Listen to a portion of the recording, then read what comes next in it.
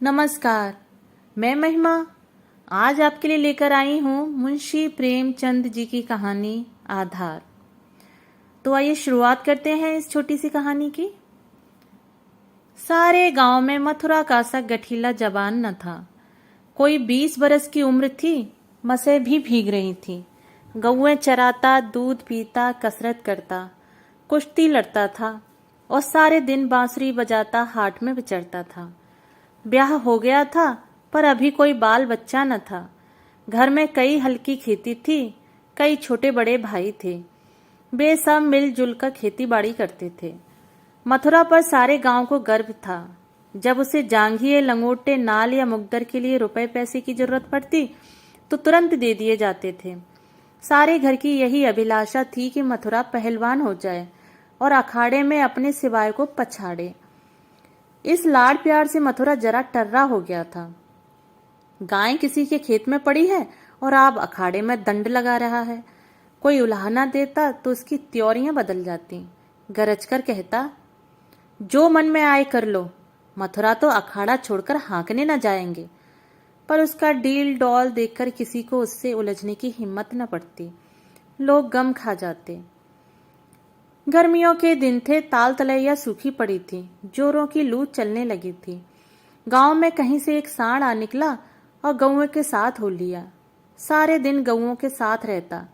रात को बस्ती में घुस आता और खूंटों से बंधे बैलों को सींगों से मारता। कभी किसी की गीली दीवार को सींगों से खोद डालता। घर का कूड़ा सींगों से उड़ाता। कई किसानों ने साग भाजी लगा रखी थी। सारे दिन सींचते सींचते मरते थे।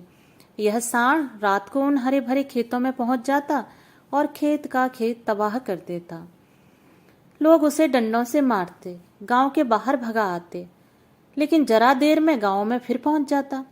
किसी की अक्ल काम न करती थी कि इस संकट को कैसे टाला जाए। मथुरा का घर गांव के बीच में था, इसलिए उसके खेतों को सांड से कोई हानि न पहुंचती थी।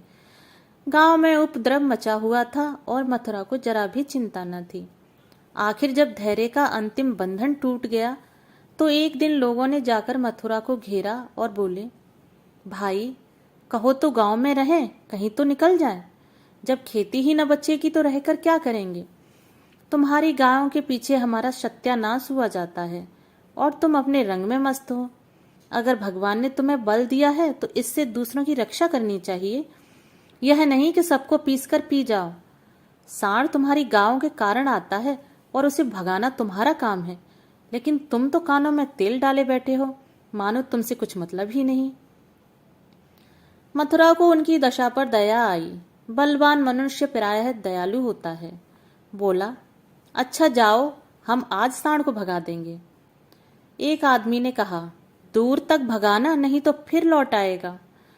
मथुरा ने कंधे पर लाठी रखते हुए उत्तर दिया, अब लौट कर न आएगा। चिलचिलाती दोपहरी थी। मथुरा सांड को भगाने के लिए जाता था। दोनों पसीने से तर थे। सांड बार बार गांव की ओर घूमने की चेष्टा करता, लेकिन मथुरा उसका इरादा ताड़कर दूर से ही उसकी राह छेंक लेता। सांड क्रोध से उन्मत्त होकर कभी कभी पीछे मुड़कर मथुरा पर तोड़ करना चाहता, लेकिन उस समय मथुरा सामना बचाकर बगल से ताबड़तोड़ इतनी लाठियां जमाता कि सांड को फिर भागना ही पड़ता। कभी दोनों अरहर के खेतों में दौड़ते, कभी झाड़ियों में। अरहर की खूंटियों से मथुरा के पांव लहू लुहान हो रहे थे। झाड़ियों में धोती फट गई थी, पर उसे इस समय सांड का पीछा करने के सिवाय और कोई सुध न थी। गांव पर गांव आते थे और निकल जाते थे। मथुरा ने निश्चय कर लिया कि इसे नदी पार भगाए बिना दम न लूंगा। उसका कंठ सूख गया था और आंखें लाल हो गई थी। रोम रोम से चिंगारियां सी निकल रही थीं। दम उखड़ गया था, लेकिन वह एक क्षण के लिए भी दम न लेता था। 2-2.5 घंटों के बाद जाकर नदी आई। यही हार जीत का फैसला होने वाला था। यहीं से दोनों खिलाड़ियों को अपने दांव पेच के जोहर दिखाने थे। सांड सोचता था, अगर नदी में उतर गया तो यह मार ही डालेगा। एक बार जान लड़ाकर लौटने की कोशिश करनी चाहिए। मथुरा सोचता था, अगर वह लौट पड़ा तो इतनी मेहनत व्यर्थ हो जाएगी और गांव के लोग मेरी हंसी उड़ाएंगे। दोनों अपने अपने घात में थे। सांड ने बहुत चाहा कि तेज दौड़कर आगे निकल जाऊं, और वहां से पीछे को फिरूं, पर मथुरा ने उसे मुड़ने का मौका न दिया।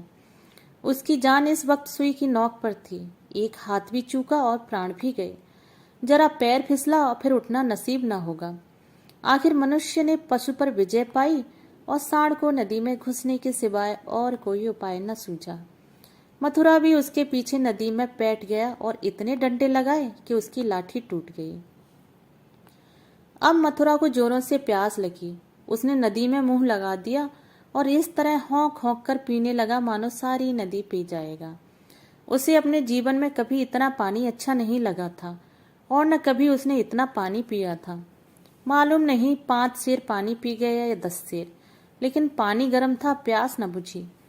जरा देर में फिर नदी में मुंह लगा दिया और इतना पानी पिया कि पेट में सांस लेने की जगह भी न रही। तब गीली धोती कंधे पर डालकर घर की ओर चल दिया। लेकिन 10 की 5 पग चला होगा कि पेट में मीठा मीठा दर्द होने लगा। उसने सोचा, दौड़कर पानी पीने से ऐसा अक्सर दर्द हो जाता है, जरा देर में दूर हो जाएगा। लेकिन दर्द बढ़ने लगा और मथुरा का आगे जाना कठिन हो गया। वह एक पेड़ के नीचे बैठ गया और दर्द से बेचैन होकर जमीन पर लौटने लगा। कभी पेट को दबाता, कभी खड़ा हो जाता, कभी बैठ जाता, पर दर्द बढ़ता ही जाता था। अंत में उसने जोर जोर से कराहना और रोना शुरू किया, पर वहां कौन बैठा था जो उसकी खबर लेता। दूर तक कोई गांव नहीं, न आदमी न आदमजात। बेचारा दोपहरी के सन्नाटे में तड़प तड़प कर मर गया। हम कड़े से कड़ा घाव सह सकते हैं, लेकिन जरा सा भी व्यतिक्रम नहीं सह सकते। वही देव का सा जवान जो कोसों तक सांड को भगाता चला आया था, तत्वों के विरोध का एक बार भी न सह सका। कौन जानता था कि यह दौड़ उसके लिए मौत की दौड़ होगी? कौन जानता था कि मौत ही सांड का रूप धरकर उसे यौन नचा रही है? कौन जानता था कि जल जिसके बिना उसके प्राण होठों पर आ रहे थे, उसके लिए विष का काम करेगा? संध्या समय उसके घर वाले उसे ढूंढते हुए आए। देखा तो वह अनंत विश्राम में मग्न था। 1 महीना गुजर गया। गांव वाले अपने काम धंधे में लगे। घर वालों ने रो धोकर सब्र किया, पर अभागिनी विधवा के आंसू कैसे पुंछते। वह हरदम रोती रहती। आंखें चाहे बंद भी हो जाती, पर हृदय नित्य रोता रहता। वह इस घर में अब कैसे निर्वाह होगा? किस आधार पर जीऊंगी? अपने लिए जीना या तो महात्माओं को आता है या लंपटों को। अनूपा को यह कला क्या मालूम। उसके लिए तो जीवन का एक आधार चाहिए था, जिसे वह अपना सर्वस्व समझे, जिसके लिए वह जिए, जिस पर वह घमंड करे। घर वालों को यह गवारा न था कि वह कोई दूसरा घर करे। इसमें बदनामी थी। इसके सिवाय ऐसी सुशील, घर के कामों में कुशल, लेन देन के मामलों में इतनी चतुर और रंग रूप की ऐसी सराहनीय स्त्री का किसी दूसरे के घर पड़ जाना ही उन्हें असह्य था। उधर अनूपा के मैके वाले एक जगह बातचीत पक्की कर रहे थे। जब सब बातें तय हो गईं, तो एक दिन अनूपा का भाई उसे विदा कराने आ पहुंचा। अब तो घर में खलबली मची। इधर कहा गया हम विदा न करेंगे। भाई ने कहा हम बिना विदा कराए मानेंगे नहीं। गांव के आदमी जमा हो गए। पंचायत होने लगी। यह निश्चय हुआ कि अनूपा पर छोड़ दिया जाए, जी चाहे रहे। यहाँ बालों को विश्वास था कि अनूपा इतनी जल्दी दूसरा घर करने को राजी न होगी। 2-4 बार ऐसा कह भी चुकी थी, लेकिन उस वक्त जो पूछा गया तो वह जाने को तैयार थी। आखिर उसकी विदाई का सामान होने लगा। डोली आ गई। गांव भर की स्त्रियां उसे देखने आईं। अनूपा उठकर अपनी सास के पैरों में गिर पड़ी और हाथ जोड़कर बोली, अम्मा, कहा सुना माफ करना। जी मैं तो था कि इसी घर में पड़ी रहूं, पर भगवान को मंजूर नहीं है। यह कहते कहते उसकी जबान बंद हो गई। सास करुणा से बेहवल हो उठी। बोली, बेटी, जहां जाओ वहां सुखी रहो। हमारे भाग्य ही फूट गए, नहीं तो क्यों तुम्हें इस घर से जाना पड़ता। भगवान का दिया और सब कुछ है, पर उन्होंने जो नहीं दिया उसमें अपना क्या बस आज तुम्हारा देवर सयाना होता तो बिगड़ी बात बन जाती। तुम्हारे मन में बैठे तो इसी को अपना समझो। पालो पोसो, बड़ा हो जाएगा तो सगाई कर दूंगी। यह कहकर उसने अपने सबसे छोटे लड़के वासुदेव से कहा, क्यों रे, भौजाई से शादी करेगा? वासुदेव की उम्र 5 साल से अधिक न थी। अब कि उसका ब्याह होने वाला था। बातचीत हो चुकी थी। बोला, तब तो दूसरे के घर न जाएंगी ना माँ? नहीं, जब तेरे साथ ब्याह हो जाएगा तो क्यों जाएगी? वासुदेव, तब तो मैं करूँगा। माँ, अच्छा, उससे पूछ, तुझसे ब्याह करेगी? वासुदेव अनूप की गोद में जा बैठा और शर्माता हुआ बोला, हमसे ब्याह करोगी? यह कहकर वह हंसने लगा, लेकिन अनूप की आंखें डबडबा गईं। वासुदेव को छाती से लगाते हुए बोली, अम्मा, दिल से कहती हो? सास, भगवान जानते हैं। अनूपा, आज यह मेरे हो गए। सास, हाँ, सारा गांव देख रहा है। अनूपा, तो भैया से कह दो, भेजो, घर जाए, मैं उनके साथ न जाऊंगी। अनूपा को जीवन के लिए आधार की जरूरत थी, वह आधार मिल गया। सेवा मनुष्य की स्वाभाविक वृत्ति है, सेवा ही उसके जीवन का आधार है।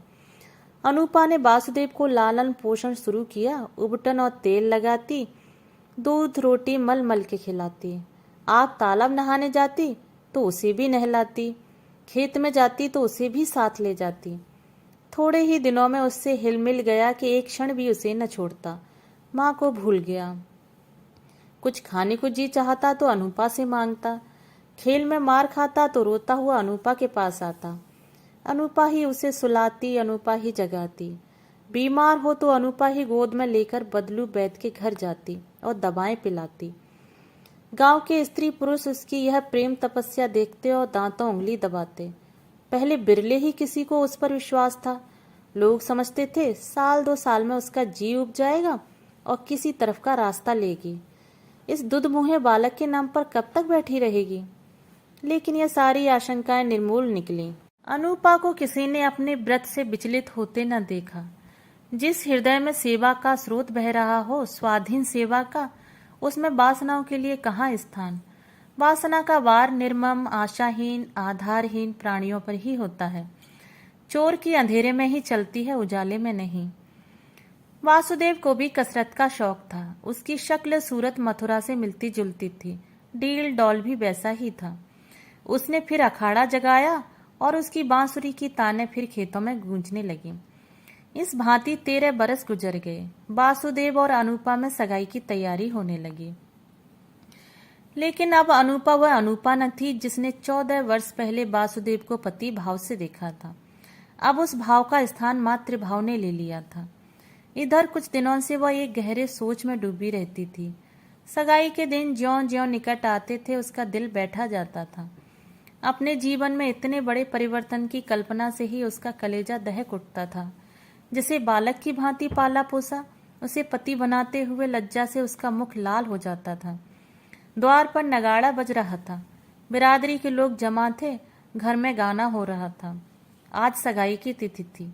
सहसा अनूपा ने जाकर सास से कहा, अम्मा, मैं तो लाज के मारे मरी जा रही हूँ। सास ने भौचक्की होकर पूछा, क्यों बेटी, क्या है? अनूपा, मैं सगाई न करूंगी। सास, कैसी बातें करती है बेटी? सारी तैयारी हो गई, लोग सुनेंगे तो क्या कहेंगे? अनूपा, जो चाहे कहे, जिनके नाम पर 14 वर्ष बैठी रही उसी के नाम पर अब भी बैठी रहूंगी। मैंने समझा था मर्द के बिना औरत से रहा न जाता होगा। मेरी तो भगवान ने इज्जत आबरू निभा दी। जब नई उम्र के दिन कट गए तो अब कौन चिंता है। वासुदेव की सगाई कोई लड़की खोज कर दो। जैसे अब तक उसे पाला उसी तरह अब उसके बाल बच्चों को भी पालूंगी। दोस्तों, यदि कहानी पसंद आए तो मेरे चैनल को सब्सक्राइब और मेरी वीडियो को लाइक और शेयर करना ना भूलें। कहानी सुनने के लिए धन्यवाद।